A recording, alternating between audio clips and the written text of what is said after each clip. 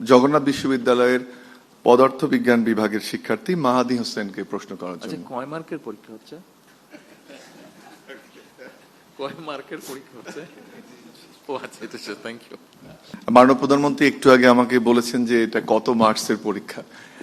একজন শিক্ষক হিসেবে অনেকভাবে মূল্যায়ন করতে পারি, একটু আপনার অনুমতি চেয়ে নেই যে আমরা বিভিন্ন সময়ে অনেক সরকার প্রধানকে দেশে বিদেশে দেখেছি যে যখন প্রশ্ন আসে বা প্রশ্ন করলে শুধু আশ্বাস এবং নানা ধরনের অবাস্তব আমরা প্রমিস শুনতে পাই।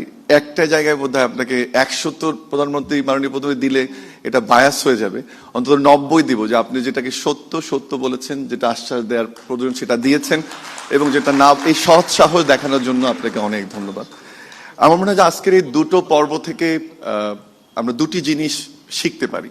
একটি হচ্ছে যে যারা এখানে তরুণরা বসে আছে বা যারা মিডিয়ায় এই মুহূর্তে দেখছে, যে স্বপ্ন এবং অধ্যাবসায় যদি থাকে তাহলে সামনে এগিয়ে যাওয়া যায়। সেখানে পুঁজি বা কোনো বাধাই বড় বাধা নয়। বিশেষ করে এই যে 4টি গল্প আমরা শুনলাম এবং একটু পরে মাননীয় প্রধানমন্ত্রী আরো 20টি স্টল পরিদর্শন করবেন, সেটি আসলে প্রমাণ করবে যে আসলে যে কোনো চ্যালেঞ্জকে পিছনে ঠেলে সামনে এগিয়ে যাওয়া যায়।